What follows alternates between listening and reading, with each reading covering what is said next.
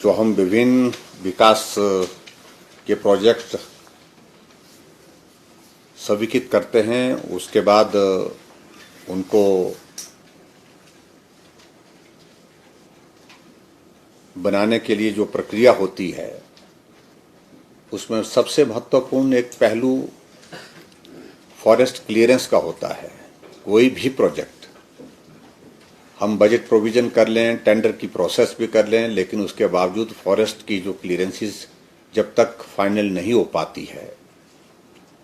सरकारी ज़मीन पर, तब तक के लिए उस प्रोजेक्ट में हम आगे नहीं बढ़ सकते हैं, काम नहीं कर सकते हैं। मैं बहुत डिटेल में नहीं जाना चाहता हूं कि एक परिस्थिति हिमाचल में ऐसी निर्मित हुई पिछले कुछ अरसे से, जबकि जो बड़े डेवलपमेंट के प्रोजेक्ट्स हमारे हिमाचल प्रदेश में बजट प्रोविजन होने के बावजूद और सरकार की उन प्रोजेक्ट्स को तेज गति से आगे बढ़ाने की मंशा होने के बावजूद उन प्रोजेक्ट्स में विलंब का कारण फॉरेस्ट क्लियरेंसेस रहा है। क्योंकि कोई व्यक्ति सुप्रीम कोर्ट में जाकर के ये फॉरेस्ट क्लियरेंस के जो प्रोसेस है, चाहे वो एफसीए का है चाहे वो एफआरए का है, उन दोनों विषय में अपनी बात कह करके सुप्रीम कोर्ट से इस परिस्थिति में सफल हुए कि हिमाचल प्रदेश से संबंधित जितने भी प्रोजेक्ट्स होंगे उनकी फॉरेस्ट क्लियरेंसेस, चाहे वो एफसीए की है चाहे एफआरए की है, वो सुप्रीम कोर्ट की अनुमति के बाद ही होंगी। कोई भी प्रोजेक्ट हिमाचल प्रदेश में शुरू किया जाएगा उस सूरत में ही शुरू होगा जब उसकी फॉरेस्ट क्लियरेंस सुप्रीम कोर्ट से क्लियर होगी। मार्च 2019 के बाद एफसीए एफआरए की स्वीकृतियां जो है हमको हिमाचल प्रदेश को प्राप्त नहीं हो पा रही थी, और उसकी वजह ये थी कि एक तो कोविड का इम्पैक्ट आया, कोर्ट नहीं बैठा,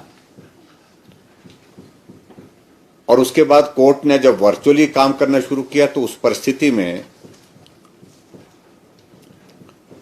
जिस प्रकार से हमको सुप्रीम कोर्ट के सामने अपनी बात रखने का जो अवसर वो प्राप्त नहीं हो पा रहा था, नहीं मिल पा रहा था, ऐसी परिस्थिति में अभी पिछले कुछ दिन में सारे विषय को लेकर के केंद्र में आदरणीय प्रधानमंत्री जी से भी मिला, केंद्रीय गृह मंत्री अमित शाह जी से भी, और हमारे भारत के सॉलिसिटर जनरल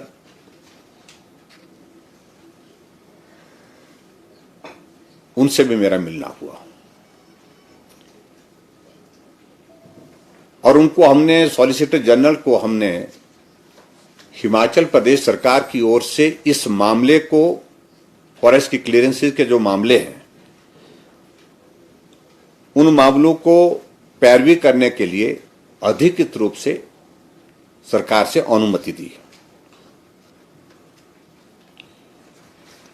बहुत लंबी मीटिंग होने के बाद, डिटेल में डिस्कशन होने के बाद मुझे इस बात की प्रसन्नता है कि अभी हाल ही में सुप्रीम कोर्ट में जो हमारी 605 परियोजनाएं जो एफसीए और एफआरए के लिए लंबित थी, उन पर बहुत डिटेल डिस्कशन हुआ,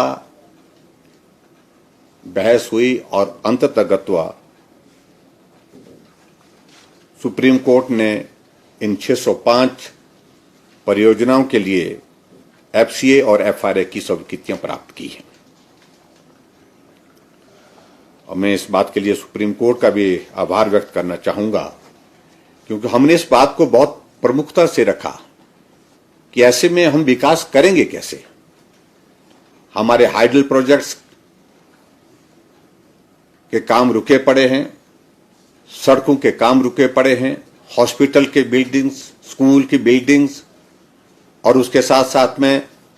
जो डेवलपमेंट के लिए बहुत आवश्यक है, एक नहीं अनेकों प्रोजेक्ट इस प्रकार से रुके। और अभी जो 138 परियोजनाओं की जो एफसीए की, मैं एफसीए का ही जिक्र कर रहा हूं, एफआरए अलग चीज है, उसके तहत जो स्वीकृतियां प्राप्त हुई है, उसके ही अंतर्गत जो है वो जो प्रोजेक्ट जो शुरू होंगे वो प्रोजेक्ट 2000 करोड़ रुपए के हैं, 2000 करोड़ रुपीस के हैं।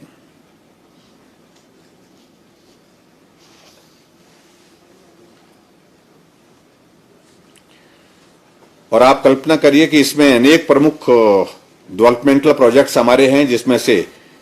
1337 करोड़ रुपए का जो green corridor national highway Sirmaur का है। सारी चीजें तैयार हैं, लेकिन एफसीए की क्लियरेंस ना होने की वजह से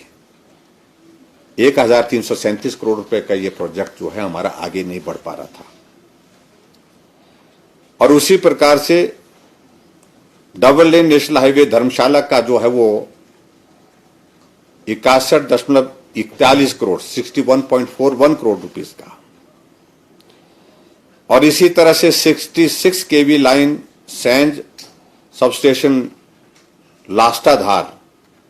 56.36 करोड़, ये भी उसमें शामिल है। और उसी तरह से 33/11 केवी सबस्टेशन नादौन का, जिसका जो है वो अपग्रेडेशन होनी थी 12.5 करोड़ रुपए का वो। और इसी प्रकार से आगे बढ़ करके 2 MV सोलर पीवी काजा स्थापित करने की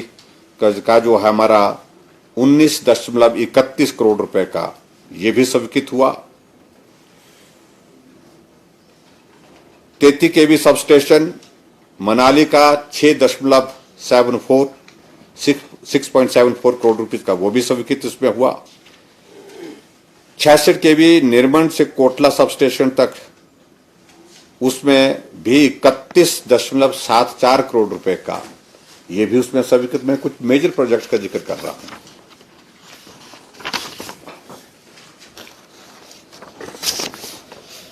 11.97 करोड़ रुपए का कुर्थला बथार से मजरा के लिए 132 केवी सबस्टेशन, यानी कि बहुत इतना ट्रांसमिशन लाइन का ये। अब अंदाजा लगाइए कि हमारा सारा का सारा काम इतना जो है वो प्रोजेक्ट का, इतने इंपॉर्टेंट प्रोजेक्ट्स का रुका पड़ा था। और उसी प्रकार से एक 220/132/33 केवी सबस्टेशन काला अंब 66.47 करोड़ रुपए का। 120 केवी देहा से हमीरपुर ट्रांसमिशन लाइन 119.58 करोड़ रुपए का। और इसी प्रकार से 66/220 केवी सबस्टेशन हीलिंग लाहौर 108.58 करोड़ रुपए का। और इसी प्रकार से हमारा धौला सिद्ध जल विद्युत परियोजना बहुत इंपॉर्टेंट 46.80 करोड़ रुपए। और इसी तरह से आगे बढ़ करके शिक्षा विभाग के जो विभिन्न परियोजनाएं जो लंबित पड़ी थी स्वीकृति के लिए 143 करोड़ रुपीस की। और इसमें हमारा मंडी का बहुत चर्चित जो, जिस पर हमने बहुत कई बार बात की, हम 1 साल पहले 2 साल पहले इस काम को कर सकते थे, लेकिन फॉरेस्ट की क्लियरेंस नहीं मिली। जो टूरिज्म का एक मेजर प्रोजेक्ट है हमारा है शिवधाम, उसकी स्वीकृति भी इस दौरान हमको हासिल हुई है।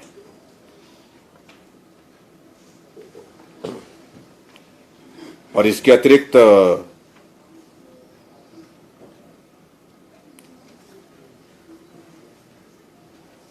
जो माननीय सर्वोच्च न्यायालय द्वारा 465 परियोजनाओं को एफआरए स्वीकृतियां भी प्रदान की गई 465। इनमें से 334 सड़कें हैं, 53 स्कूल्स हैं। आप देखिए स्कूल के भी प्रोजेक्ट हमारे जो है वो पेंडिंग थे, 18 पेयजल परियोजना है और 10 जो है वो सामुदायिक केंद्र शामिल हैं।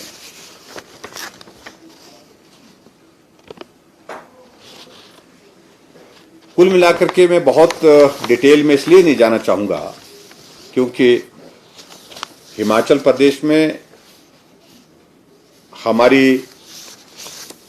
जो भी जमीन हमारे पास सरकार की उपलब्ध है वो फॉरेस्ट लैंड के नाते उस डेफिनेशन में आती है और उस दृष्टि से हमको जो भी प्रोजेक्ट बनाना होता है, जमीन पर बनाना होता है, चाहे हॉस्पिटल बनाना है, स्कूल बनाना है, चाहे हमको ट्रांसमिशन लाइन बनानी है, चाहे हमको कोई टूरिज्म का प्रोजेक्ट बनाना है, तो उसके लिए फॉरेस्ट क्लियरेंस की जो आवश्यकता रहती है, उस आवश्यक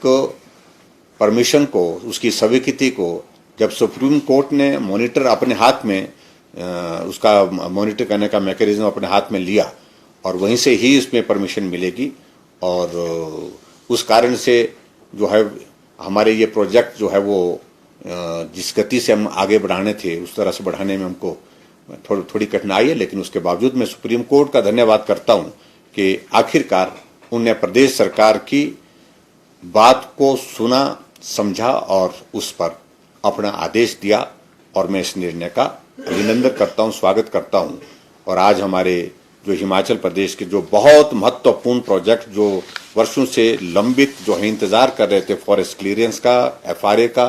तो वो 605 टोटल प्रोजेक्ट्स जो है वो हमको स्वीकृत हुए हैं। ये जानकारी की दृष्टि से मैं आपके साथ शेयर करना चाहता हूं और मैं आदरणीय प्रधानमंत्री जी का भी हृदय से आभार करना चाहूंगा। हिमाचल के प्रोजेक्ट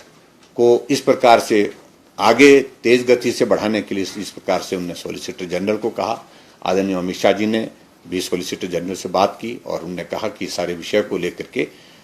स्टेट के डेवलपमेंट के प्रोजेक्ट को हमको प्रभावित नहीं होना, विलंब नहीं होने देना चाहिए। उसमें जो भी मदद सरकार की ओर से की जा सकती है वो मदद हमको करनी चाहिए। तो मुझे सिर्फ इतनी बात कहनी थी इससे संबंधित, और जो मैंने आपके सामने कुछ फैक्ट्स अपने रखे हिमाचल प्रदेश के डेवलपमेंट के इन प्रोजेक्ट्स के सिलसिले में। सर, एफसीए की तो आपने 2000 करोड़ के आसपास लागत के प्रोजेक्ट बताए। हाँ, जो 465 एफआरए के